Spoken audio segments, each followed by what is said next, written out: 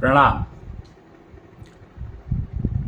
कुछ ना कर भैया दिल्ली वाले वापस आपके पास आज एक नया वो लेकर के आए हैं, नई एक सिस्टम, वैदिक टेक्नोलॉजी। अगर आप देखना चाहें, समझना चाहें, जुड़ना चाहें, सीखना चाहें, कुछ समझना चाहें, समझे बिना तो बेकार है, समझेंगे तो सीख पाएंगे। अगर हम समझेंगे ही नहीं तो सीखेंगे कैसे। एंकर डिजिटल लिविंग कहलाता हूं मैं। तो डिजिटल लिविंग को अगर हमें समझना है तो उसके लिए बहुत सारी चीजें नई सीखनी पड़ेंगी हमें। अब मैं यहां पर कह रहा हूं नई, अब मुझे पता नहीं है कि नई है या हो सकता है कि किसी को सारी जानकारी हो ऑलरेडी, तो उसके लिए वो पुरानी हो गई। तो नई और पुरानी ये एक रिलेटिव शब्द है, एब्सोल्यूट नहीं हो सकता। क्यों?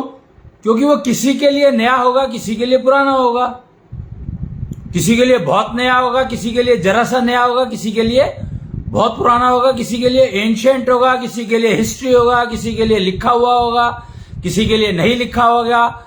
मतलब रिलेटिव का मतलब तो यही है कि कुछ भी नहीं, कोई फिक्स नहीं है। रिलेटिव है तो मतलब कुछ भी फिक्स नहीं है, हर चीज मूवेबल है, हर चीज फ्लेक्सिबल है, और flexible to the limit of breaking. Flexible to the limit of breaking. जब रिलेटिव शब्द को समझेंगे तो वो सारी पुरानी मिथ्याओं को तोड़ देता है, सारी नई मिथ्याओं को तोड़ देता है, मतलब कुछ भी कर सकता है। जब भी आप रिलेटिव के उसमें चलेंगे तो आप डिस्ट्रक्शन की तरफ चलेंगे, ये देख लो आप। क्यों? आप नया सीखने की कोशिश नहीं करोगे। जब भी आप रिलेटिव की बात करेंगे, relative to something, related to something, तो आप कोशिश ये करोगे कि क्या कोशिश करोगे? If you are trying to learn through relative concept, तो I don't think you can learn anything. You will ever remain in confusion, ever. और वही होता दिख रहा है आज सोसाइटी में। हमें नहीं मालूम कि हम जो आज कर रहे हैं वो कल वैलिड है कि नहीं है। आईटी ने तो हमें यहां तक पहुंचा दिया कि अगला मिनट वैलिड नहीं है। अगला मिनट वैलिड नहीं है का मतलब क्या हुआ? कि जो पिछले मिनट में तुमने सोचा था वो अगले मिनट में वैलिड नहीं है। ये साइंस कहती है। साइंस कहती है you evolve every moment. That means the last minute which you second which you spent, वो कहते हैं ना वर्तमान में रहना सीखो। पर वर्तमान में रहने का मतलब क्या है? जब past is 1 second is past, it has gone, just watch the clock। तो इसका मतलब यह हुआ कि हम लोग अब शायद मिथ्या में जी रहे हैं। जब से हमने रिलेटिव्स का कॉन्सेप्ट समझा तब से ही हम लोग मिथ्या में रह रहे हैं। उससे पहले लोग मिथ्या में नहीं रहते थे। जनरल लोग की बात कर रहा हूं मैं। एक आध कोई रहता हो तो मैं कह नहीं सकता, एक आध तो रहता ही होगा। पहले पॉपुलेशन कितनी थी? अब यहां पे एक आध रहता है तो उसका रेफरेंस समझने के लिए हमें जाना पड़ेगा एक आध एक्सेप्शन या मेजोरिटी इज एक्सेप्शन, गुणतंत्र या गणतंत्र।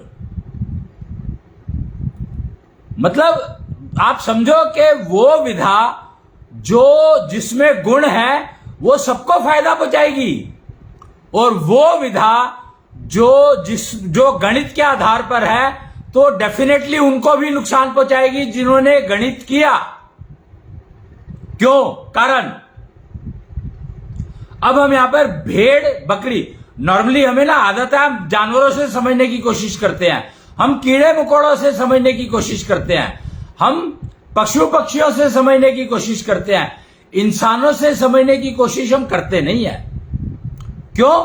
क्योंकि रिलेटिव की जब बात आती है तो रिलेटिव में नेचुरली हम समझना चाहेंगे अपने से नीचे वाले को, हम समझना चाहेंगे अपने से ऊपर वाले को, पर हमें पता नहीं है कि ऊपर वाला कौन है और नीचे वाला कौन है। हम पहचाने कैसे? तो हम गणित तंत्र में चले जाते हैं। गणित तंत्र क्या है? गणित तंत्र है कि आपने सैंपल लिए 100 और एक सवाल बनाए, 10 सवाल बनाए और उन सवालों को उन 100 लोगों से पूछा, उसमें से 30 ने एक जवाब दिया, 10 का कॉमन सवालों को जवाब ले लिया हमने। फिर हम उसको एनालिसिस करने बैठे, डेटा माइनिंग, फिर हम उसका एनालिसिस करने बैठे, डेटा माइनिंग कहा गया है जिसको। तो उसमें हमें पता लगा कि 10 के सवालों का जवाब एक जैसा ही दिया है 30 लोगों ने, 30 पीपल।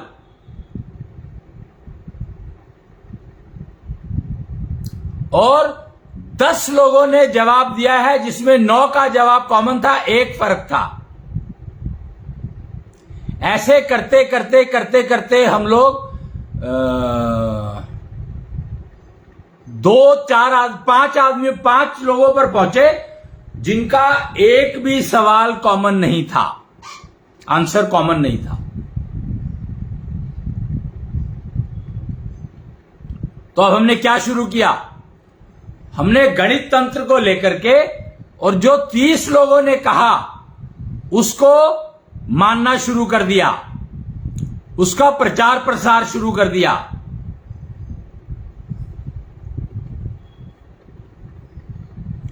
उसका प्रचार प्रसार शुरू कर दिया हम लोगों ने।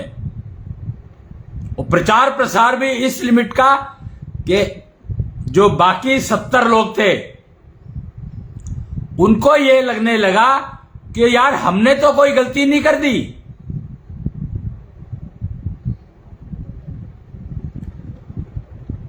मतलब सेल्फ कॉन्फिडेंस गिरने लगा। और जब यह बात बताई गई कि 100 लोगों का हमने सैंपल किया, सर्वे किया था और उसमें से मात्र 30 लोगों ने सही जवाब दिया था, अगर इतनी बात मार्केट में आ जाए तो वो 30 लोग कंफ्यूजन में आ जाएंगे कि क्या हमने कोई गलती कर दी। कि 70 लोग अलग जवाब दे रहे हैं और हम 30 लोगों ने सिर्फ एक जवाब दिया, तो क्या कहीं हमने तो नहीं गलती कर दी?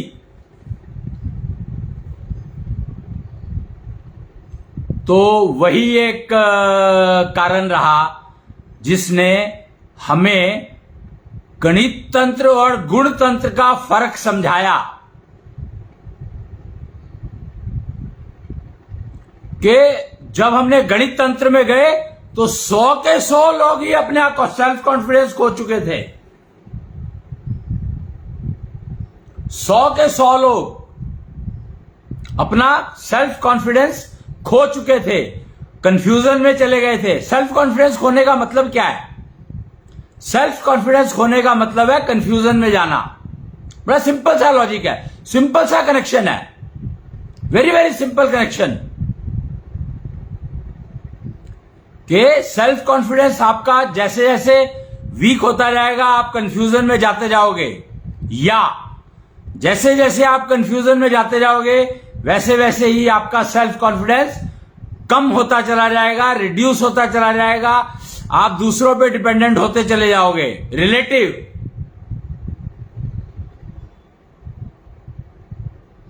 फिर आप रिलेटिव पर आ जाओगे। और एक्चुअली जो ये मैंने एग्जांपल दिया 100 में से 30, तो यही आधार बना एग्जामिनेशन सिस्टम का एजुकेशन में। अब आप सोचो कि इसी आधार पर आप चल रहे हो अभी तक।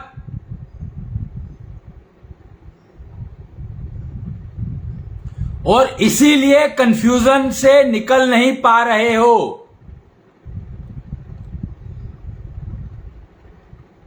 और इसीलिए आपका सेल्फ कॉन्फिडेंस मर चुका है, ऑलमोस्ट मरा है, मरा नहीं है, इट कैनॉट डाई। ये मरता है सिर्फ आपके शरीर के साथ, इट कैनॉट डाई। अब मुझे यहां पर डेथ का मतलब भी समझाना पड़ेगा, पर वो मैं किसी और दिन लूंगा सब्जेक्ट। आज मेरा सब्जेक्ट है भक्ति व इंसान।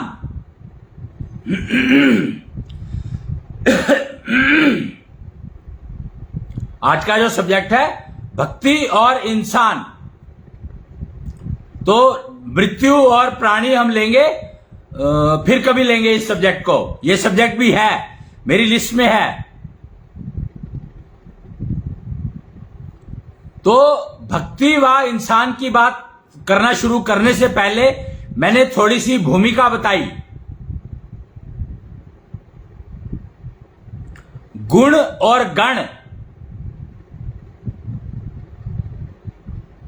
गुण के आधार पर जिंदगी बीतेगी या गणों के आधार पर जिंदगी बीतेगी, ये डिसाइड कर लो, सोच लो।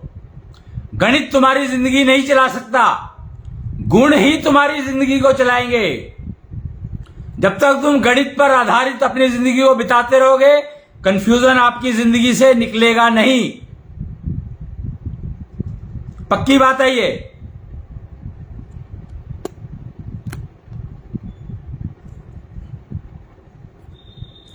कि कंफ्यूजन आपकी जिंदगी से निकलेगा नहीं जब तक आप गणित के आधार पर चलते रहोगे।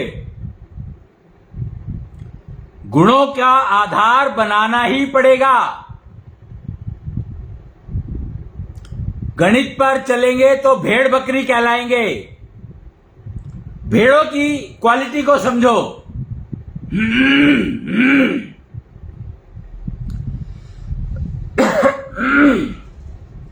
सॉरी, भेड़ों की क्वालिटी को समझो। अगर एक भेड़ को एक तरफ डाल दो तो सारी भेड़ उसके पीछे चलने लगती हैं। यही हो रहा है गणतंत्र में, यही होगा गणित तंत्र में, यही होगा। जब तक आप गुणतंत्र आधारित व्यवस्था नहीं लगाओगे, इसी को राष्ट्रवाद कहा गया है। राष्ट्रवाद का मतलब है गुणतंत्र पर आधारित व्यवस्था, और गणतंत्र का मतलब है गणित पर आधारित व्यवस्था। गणित पर आधारित व्यवस्था कभी भी ठीक नहीं चल सकती। वो चल सकती है ठीक, प्रोवाइडेड सबका सेल्फ कॉन्फिडेंस मेजर करके उस लाइन में डाल दो।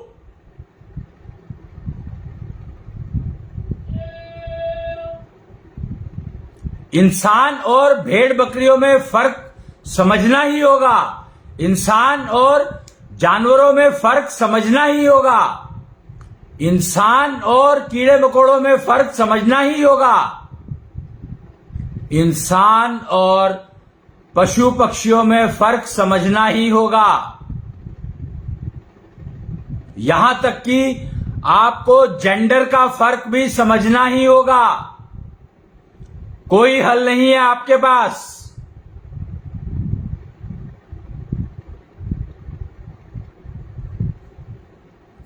तो ये देख लो आप कि इंसान व भक्ति को समझने के लिए मुझे कितनी भूमिका बनानी पड़ रही है। क्योंकि ये दो शब्द समझ में आएंगे ही नहीं। इंसान और प्राणी के फर्क को समझना पड़ेगा।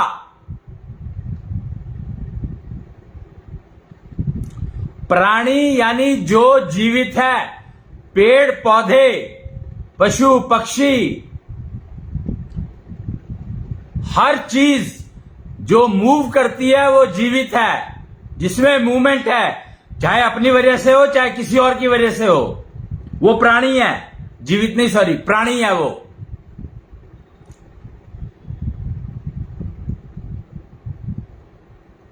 और इंसान क्या है? इंसान वो है जो गुण तंत्र को समझता है, गुण तंत्र पर चलता है। सेल्फ कॉन्फिडेंस जिसमें भरपूर है, भक्ति समझता है। भक्ति समझता ही नहीं है, भक्ति करता है, कर्म करता है, भक्ति भी करता है। और बिना भक्ति के कर्म करा जाएगा तो वो निश्चित ही नुकसान पहुंचाएगा।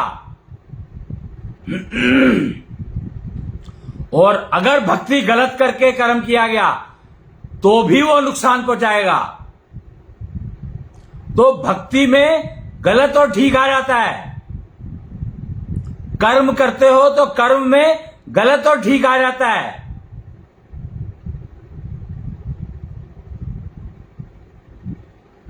इसलिए इंसान ही ये फर्क कर सकता है कि भक्ति में क्या फर्क आएगा। भक्ति के कारण कौन सी भक्ति करनी है मुझे, वो चूज कर सकता है। कोई भी जानवर चूज नहीं कर सकता, कोई भी प्राणी चूज नहीं कर सकता इंसान के अलावा। भक्ति इंसान के अलावा कोई नहीं कर सकता। कर्म इंसान के अलावा कोई नहीं कर सकता। यानी कर्म करने का मतलब है कौन सा कर्म करूं, कौन सा नहीं करूं, यह इंसान के अलावा कोई नहीं कर सकता। तो गुण तंत्र ही आपको सिखा सकता है गुणों की पहचान।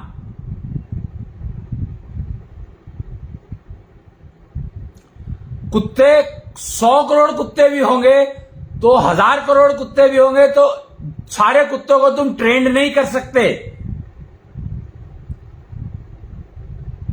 कुछ कुत्ते होंगे ऐसे जिनको तुम सिर्फ ट्रेंड कर सकते हो।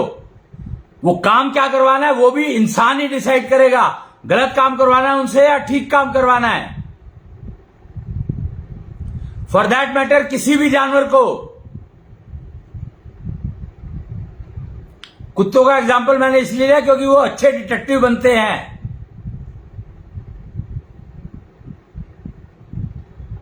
उनको ट्रेन करना आसान है।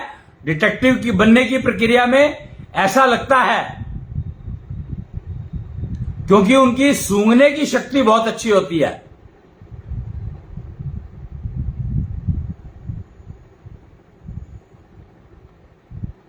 तो इंसान का फर्क बाकी प्राणियों से समझ में आया कि नहीं आया मुझे नहीं मालूम, पर इंसान के बाद एक और वो है क्वालिटी, ऐशो इंसान।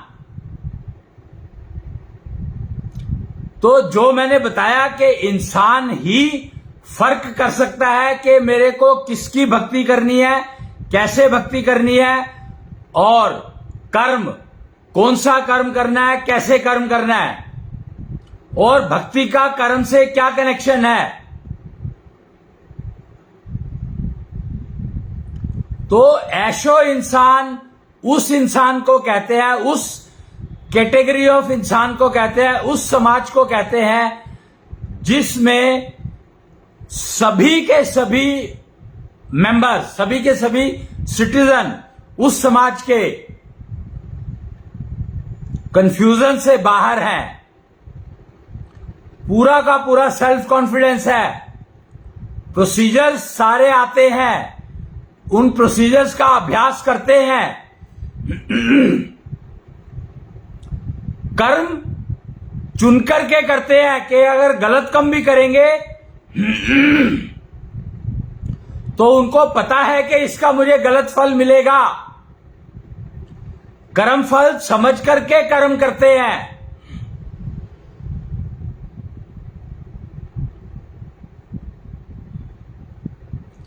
तो ऐशो इंसान बनना टारगेट है, मानव समाज बनना टारगेट नहीं है। मानव समाज तो बनी बनाई है, उसको तुम क्या बनोगे और उसका क्या बनाओगे। अग्रोहम समाज बनानी है हमें, अब ये अग्रोहम समाज क्या है? अग्रोहम समाज उन प्राणियों का, उन मनुष्यों का, उन मानवों का समाज है, समूह है, जो गुणतंत्र की व्यवस्था बनाते हैं, चलाते हैं, बनाएंगे, चलाएंगे, समझाएंगे, सिखाएंगे। गुणतंत्र। अग्रोहम समाज के जो लोग हैं वो समझते हैं गुणतंत्र को।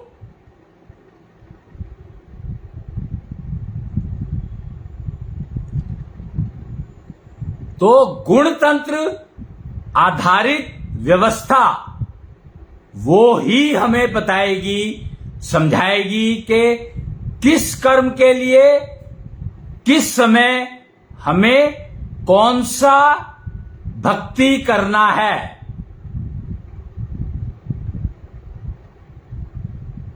कौन सी भक्ति करनी है, उनको पता है कौन से कर्म के लिए कौन सा फल मिलेगा और कौन से कर्म के लिए कौन सा फल मिलेगा, उस फल को मैं कैसे उपयोग करूंगा, सदुपयोग करूंगा।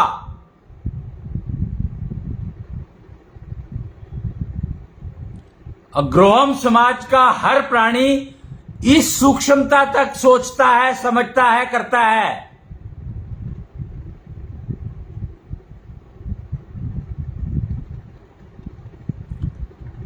तो अग्रोहम समाज का सदस्य बनने के लिए हमें भक्ति करनी ही पड़ेगी। किसकी भक्ति करनी है? तो अग्रोहम समाज का सदस्य बनने के लिए आपको कृष्णांश की भक्ति करनी पड़ेगी। आपके पास कोई हल नहीं है, कोई सॉल्यूशन नहीं है। क्यों? क्योंकि कृष्णांश कौन है ये आपको पता होना चाहिए। कृष्णांश है हवा की ऊर्जा।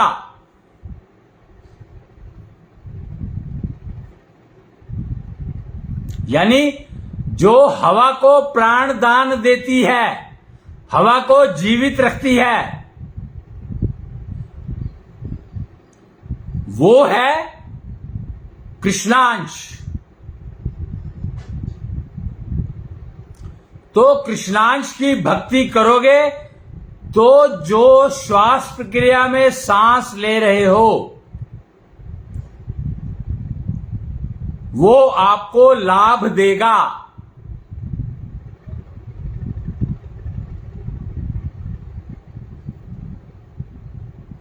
ये कोई आए हैं हमारे साथ जुड़ने के लिए, शायद कुछ ना कर गुरु जी कोई बैठे हैं, तो लेट्स सी।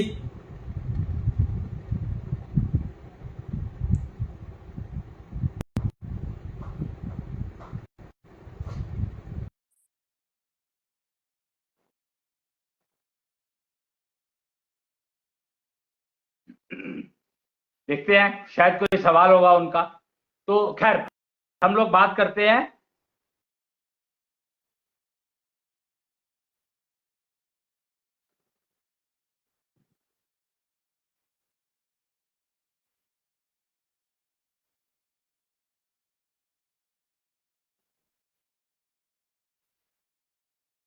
ये ज्वाइन करने नहीं दे रहा है।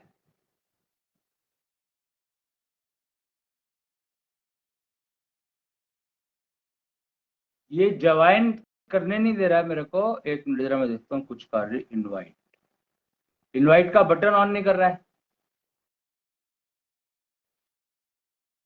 सॉरी, मेरे को लगता है कि कुछ कनेक्शन हो नहीं रहा है। ओके, भक्ति क्या है सवाल आया है उनका, उसके ऊपर कमेंट बॉक्स में। तो भक्ति क्या है उनका सवाल है। तो हम उसी बात पर बात कर रहे हैं कि पहले तो ये समझना है कि भक्ति या कर्म, कर्म से पहले, भक्ति से पहले कर्म, और कर्म किया जाता है किसी चीज को प्राप्त करने के लिए, और भक्ति है, अगर मैं इस वैदिक टेक्नोलॉजी के आधार पर आपको बताना चाहूंगा, भक्ति कहा गया है कर्म के प्रति पूर्ण समर्पण, भक्ति, कर्म के प्रति पूर्ण समर्पण। तो इसलिए कर्म को समझना जरूरी है। और कर्म के बारे में कहा गया इसमें, कर्म के बारे में कहा गया इसमें, जो समाज के किसी भी वर्ग को किसी भी तरह का नुकसान ना पहुंचाए। तो ये गुणतंत्र पर ही आधारित है। और राष्ट्रवाद, अगर आप राष्ट्रवाद को समझते हैं तो आपको समझ आ जाएगा कि किसी भी प्राणी को, किसी भी उसको नुकसान ना पहुंचाए, समझ में आ जाएगा आपको। अगर आप राष्ट्रवाद को समझते हैं तो आपको कर्म तुरंत समझ में आ जाएगा। कर्म और राष्ट्रवाद एक दूसरे के तकरीबन पूरक हैं। ठीक कर्म, सही कर्म जिसको कहते हैं, वो कर्म जो समाज के किसी भी वर्ग को नुकसान ना पहुंचाए, तो उसी को राष्ट्र कहा गया है। राष्ट्रवाद, राष्ट्रवाद कहा गया है। और कर्म यानी काम है क्या? तो कर्म यानी इच्छा की पूर्ति। कर्म किया जाता है अपनी इच्छा की पूर्ति के लिए। जैसे मैं आपको एक एग्जांपल देता हूं, मुझे प्यास लगी है, तो वो कहते हैं ना कि कुआं प्यासे के पास जाएगा या प्यासा कुएं के पास जाएगा। तो I think it doesn't matter, चाहे प्यासा कुएं के पास जाए या कुआं प्यासे के पास आए, फर्क नहीं पड़ता है। पर्पस है कि प्यास बुझनी चाहिए मेरी, मेरे को प्यास लगी है तो मुझे पानी चाहिए। तो ये इच्छा है मेरी। अब इसको पूरा करने के लिए मुझे दो रास्ते समझ में आए। या तो मैं कुएं के पास चला जाऊं या कुआं मेरे पास आ जाए।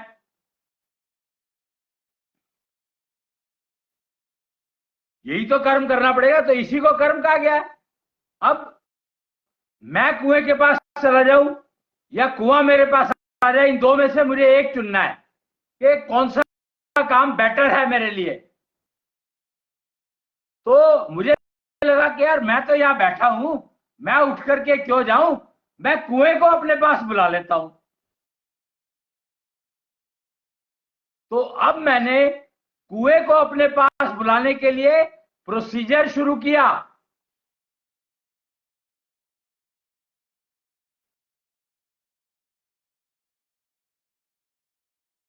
तो वो प्रोसीजर करने के लिए जो मुझे एफर्ट करनी पड़ेगी वो है भक्ति। समझे कि नहीं? कुएं को अपने पास लाने के लिए जो मुझे एफर्ट करनी पड़ेगी, या कुएं के पास मुझे जाना है उसके लिए मुझे जो एफर्ट करनी पड़ेगी, वो है भक्ति। कर्म जो है वो पानी पीना है सिर्फ, पर कुएं के पास जाना है या कुएं को अपने पास बुलाना, वो है भक्ति।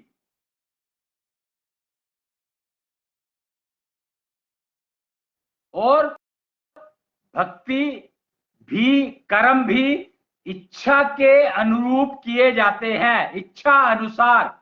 कि आपकी क्या इच्छा है उसको पूरा करने के लिए आपको भक्ति करनी है। मुझे पता नहीं, कोई अगर बताना चाहेंगे, कुछ समझ में आया कि नहीं आया, सवाल का जवाब मिला कि नहीं मिला? कि भक्ति करेंगे, एफर्ट्स जो है उसको भक्ति कहा गया है। कोशिश, इसको दूसरी भाषा में कोशिश शब्द कहा गया है, एफर्ट्स अंग्रेजी में कहा गया है, कोशिश शायद उर्दू में कहा गया है, और हिंदी में भी कुछ कहा गया होगा। तो भक्ति कोशिश को कहा गया है। किसी भी तरह की आप कोशिश करो कर्म अनुसार तो आपको भक्ति, जी, एफर्ट ही भक्ति है, करेक्ट। कोशिश करना ही भक्ति है।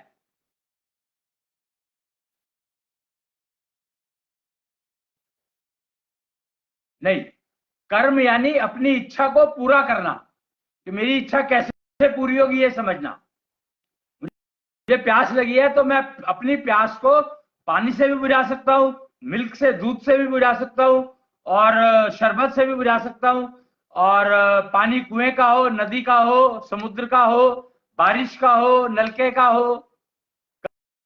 कर्म यानी अपनी इच्छा नहीं, कर्म यानी अपनी इच्छा को पूरी करने का डिसीजन लेना और उस डिसीजन को इंप्लीमेंट करना भक्ति।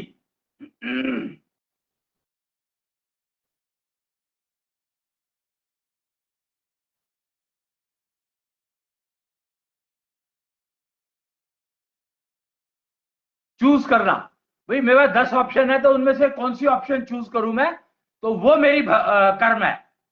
जब आप डिसाइड कर लेते हो कि हाँ कुआं मुझे अपने पास बुलाना है, तो इसका मतलब आपने अब कर्म कर लिया कि कुआं मुझे बुलाना है। अब आप भक्ति पे शुरू हो जाओगे कि आपको कुआं अपने पास बुलाने के लिए क्या क्या करना है, वो शुरू कर दोगे काम आप। कर्म और काम में फर्क समझो। वो श्रम है जिसको काम कह रहे हो तुम। सॉरी, मुझे पता नहीं जेंडर क्या है, तो इसलिए मैंने ये कहा कि अगर तुम काम, कर्म और काम में फर्क समझ लो। मैं यहां पर यह बताना चाह रहा हूं कि कर्म वो है जो आप डिसाइड करते हो कि क्या करना है, कौन सी ऑप्शन उठानी है, और काम वो है जो आप उसको श्रम करते हो, मेहनत करते हो उस काम को पूरा करने में। तो श्रम को तुम एक किस्म से भक्ति कह सकते हो। श्रम को तुम भक्ति कह ही सकते हो, बल्कि एक किस्म से क्या कह ही सकते हो, काम को भक्ति कहा गया है। कर्म और काम के फर्क को समझो। कर्म जो है श्रम या काम, कर्म जो है, जो पहले जैसे तुमने कहा था ना कि कर्म नहीं, पहला कोई सवाल था ना तुम्हारा, भक्ति क्या है, कर्म यानी काम है क्या जी, ये सवाल था आपका शायद। कर्म यानी काम है क्या जी, तो कर्म और काम के अंतर को ही बता रहा था, मैं समझा रहा था कि कर्म और काम एक ही बात नहीं है।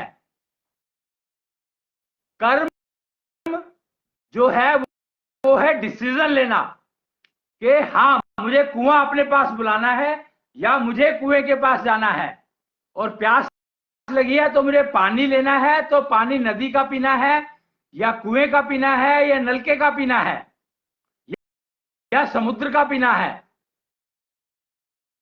तो इसलिए कर्म है डिसीजन लेना और काम है उसको पूरा करना।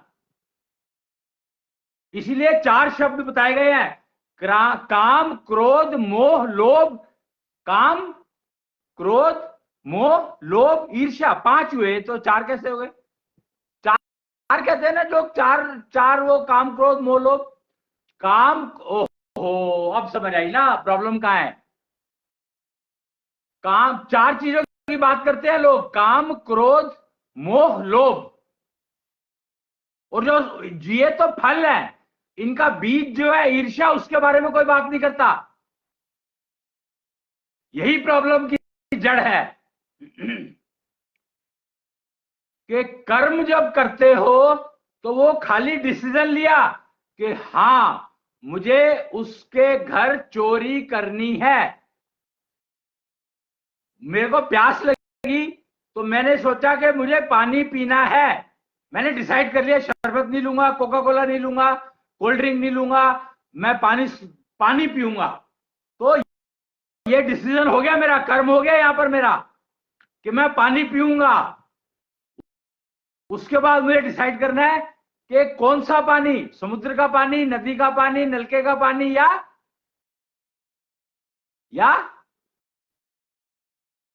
कुएं का पानी। तो मैंने डिसाइड किया नलके का पानी, तो कर्म हो गया। फिर नलका कौन सा, मेरे घर में 10 नलके लगे हुए हैं, कौन से नलके में जाऊं? फिर कर्म हो गया कि इस नलके पर जाना है।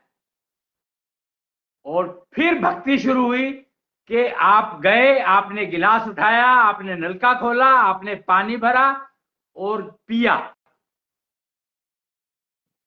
तो ये भक्ति हो गई। और ये अगर मैं समय पर नहीं करता तो मैं प्यास से मर जाता। तो भक्ति सबसे इंपॉर्टेंट चीज है। श्रम को ही भक्ति कहा गया है। भक्ति हो गई श्रम, भक्ति हो गए काम। काम करते हो तो वो श्रम ही तो है ना। इसलिए लोग कंफ्यूज हैं कि कर्म और काम में फर्क नहीं समझ पाए कि मैंने तो ठीक काम किया था पर मुझे ये फल क्यों मिला। तो तुमने ठीक काम किया 4 कर्म करने के बाद, या गलत काम किया 40 कर्म करने के बाद, क्योंकि डिसीजन तुम्हें हर स्टेप पर लेना पड़ता है। जब काम करने लगते हो तो 1000 डिसीजन लेने पड़ते हैं। समाधि की अवस्था यही होती है कि हमें कर्म ना करना पड़े, मतलब कर्म ना करना पड़े। वर्तमान में रहते हो तो आप कर्म नहीं करते हो। इसका मतलब क्या हुआ? वर्तमान में रहने का मतलब है कि जो आपने कर्म किया उसका फल को तुरंत प्राप्त कर लिया और उसको उपयोग कर लिया। यह है वर्तमान में रहने का फर्क। भक्ति सिर्फ वर्तमान में हो सकती है, पास्ट में नहीं हो सकती, फ्यूचर में नहीं हो सकती। भक्ति ही एक ऐसी चीज है जो आपको वर्तमान में रह करके करनी पड़ेगी, तभी आप उस कर्म के फल को उपयोग कर पाओगे।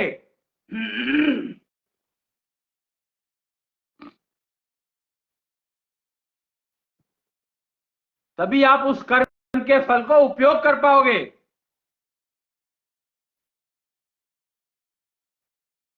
तो मेरे ख्याल से भक्ति मैंने शायद काफी हद तक एक्सप्लेन कर दिया है कि कर्म और काम के फर्क को समझना होगा। कर्म फल और श्रम फल यानी भक्ति का फल, इन दोनों को समझना होगा। कर्म फल और भक्ति का फल और कर्म और काम, ये दो शब्दों को समझना होगा। ये पर्यायवाची नहीं है।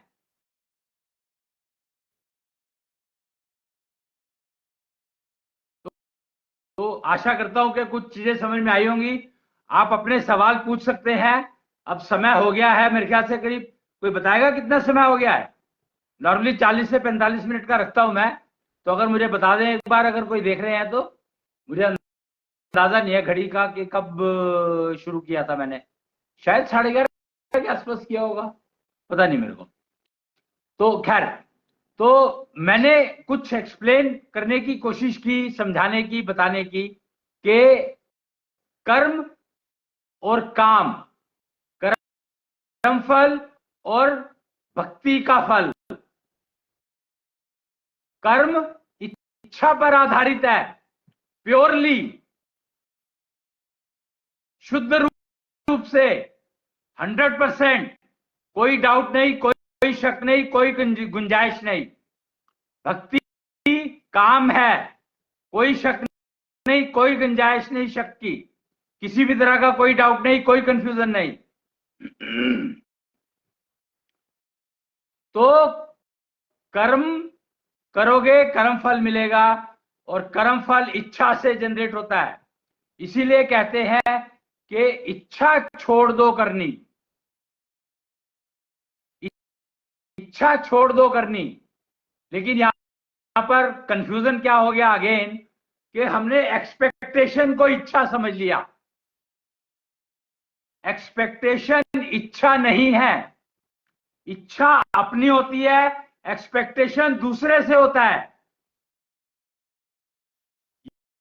ये बात बहुत इंपॉर्टेंट है समझने वाली कि इच्छा और एक्सपेक्टेशन दो चीजें हैं अलग अलग।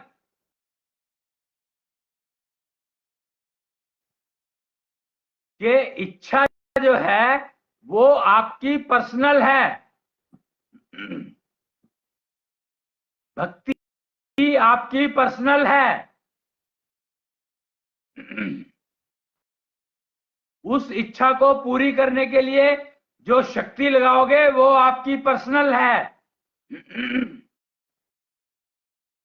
और ठीक समय चुनोगे ये आपका पर्सनल है। और एक्सपेक्टेशन दूसरों से होती है, अपने से नहीं होती है।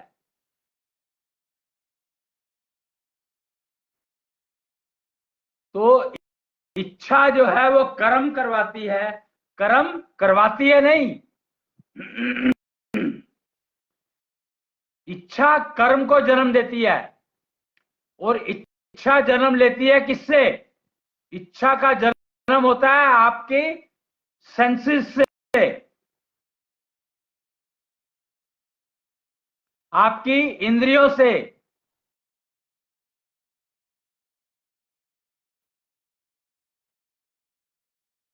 तो अब आप ये समझ लो कि इसीलिए वो एक कहा गया था, तीन बंदर वाली कहानी। क्या आप अपनी सेंसेस को बंद कर लो।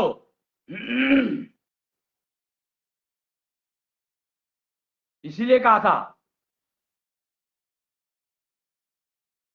तो अब उसको समझो आप कि क्या कहा था, क्या क्यों कहा था। पर भक्ति सिर्फ इंसान कर सकता है, क्योंकि हर इच्छा के लिए भक्ति अलग होगी।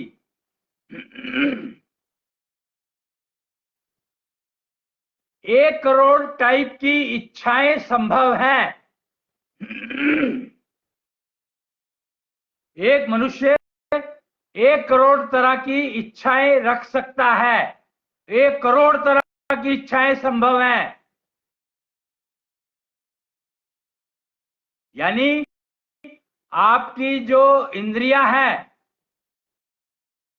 वो आपको 1 करोड़ तरह की इच्छाएं डेवलप कर सकती हैं आपके अंदर। 1 करोड़, न कम न ज्यादा। यही सत्य है। और उन इच्छाओं को पूरी करने के लिए भक्ति,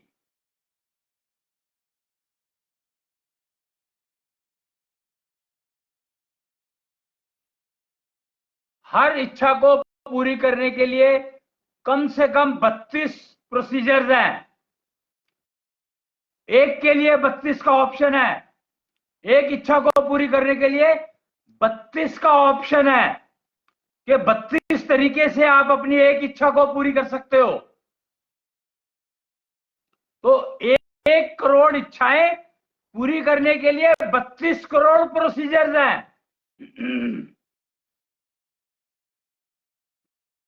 32 करोड़ प्रोसीजर्स है 1 करोड़ इच्छाओं को पूरी करने के लिए। हर इच्छा के लिए 32 प्रोसीजर।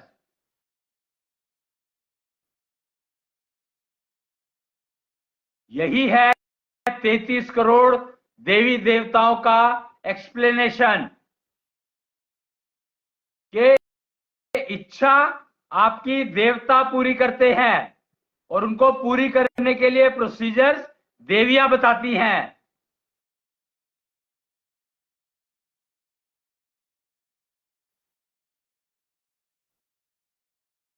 तैतीस करोड़ का ये वैलिडेशन है, ये प्रूफ है, ये वैलिडेशन है। और आप देख लो, कोई भी एक इच्छा करो, उसके प्रोसीजर जॉट डाउन करने शुरू करो, 32 से ज्यादा नहीं जा पाओगे।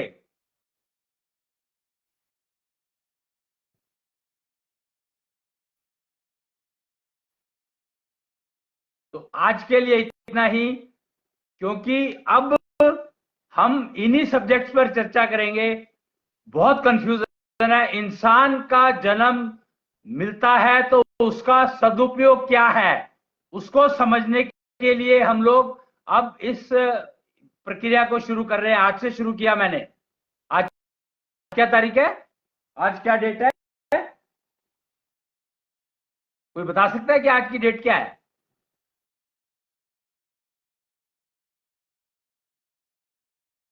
4 है जुलाई या 5 जुलाई है? जुलाई चल रहा है ना महीना? हाँ, कोई बता सकता है क्या? या मैं न्यूज़पेपर देखूं? 5 जुलाई है आज। वेरी गुड, परफेक्ट डेट, 5 जुलाई। कितना बढ़िया दिन है। 5 यानी बुद्धि। और आज दिन कौन सा है? आज दिन कौन सा है? गुरुवार?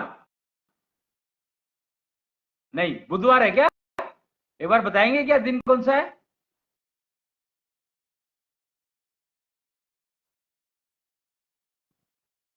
दिन है आज, कुछ तो होगा, मंगल, बुध, वेडनेसडे, बुधवार है।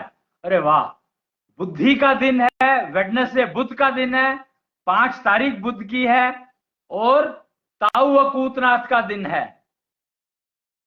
ताऊ वकूतनाथ वार लिखा है। तो ये समझो कि आज का दिन सर्वोत्तम है। 5वें को समझना है। 4 वेद बताए गए हैं। 4 ही वो बताए गए हैं, क्या कहते हैं उसको, 4 पहर होते हैं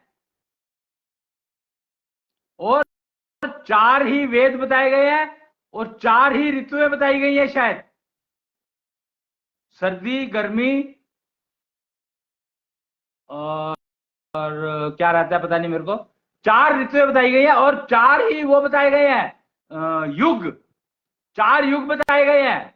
पर हमें 5वें को समझना होगा।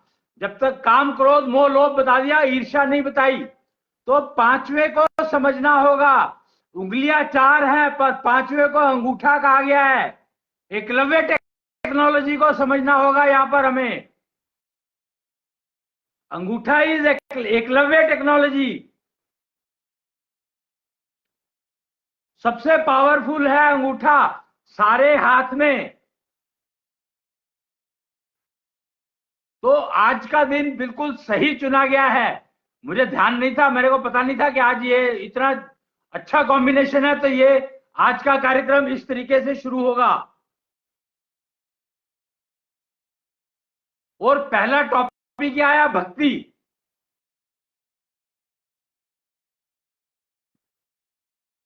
तो कमाल का दिन है आज का। और ताऊ वकूतनाथ कौन? ताऊ वकूतनाथ है दत्तात्रेय के गुरु, ब्रह्मांड के, इंटरनेट के मालिक, टेलीपैथी के दाता। टेलीपैथी अगर सीखनी है तो ताऊ वकूतनाथ की पूजा करनी ही पड़ेगी प्रोसीजर से। टेलीपैथी अगर आप अपने अंदर विकसित करना चाहते हैं तो कोई हल नहीं है आपके पास।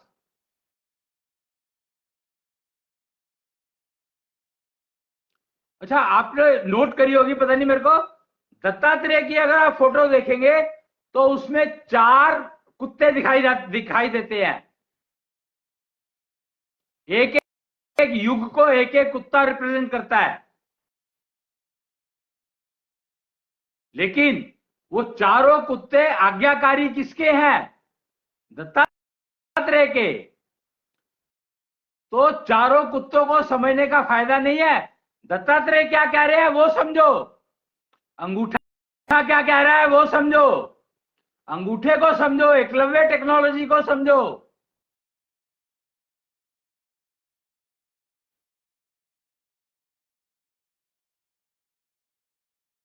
तो आज के लिए इतना ही, फिर मिलेंगे कल और देखेंगे कैसे चलता है। पर ये या तो एफबी लाइव पर चलेगा या इंस्टा लाइव पर चलेगा प्रोग्राम हमारा ये। तो वो देख लेना आपके कैसे कब कहां पर अवेलेबल है, तो आपको नोटिफिकेशंस में मिल जाएगा। नहीं तो आपको खोज रखनी पड़ेगी। और टाइम भी थोड़ा वेरी करेगा, 11 बजे से 1 बजे के बीच में कभी भी हो सकता है। तो इसलिए मैं पक्का नहीं कर रहा हूं, कारण उसका यही है कि ये वैरी करता है मुहूर्त पर। तो ठीक मुहूर्त जब शुरू होता है तभी हम इस कार्य को शुरू करते हैं, प्रोग्राम को शुरू करते हैं। समय की इंपॉर्टेंस बहुत ही इंपॉर्टेंट, हम लोग समय को बहुत इंपॉर्टेंट मान के चलते हैं। तो आज के लिए इतना ही। जय शुक्रायु भगवान।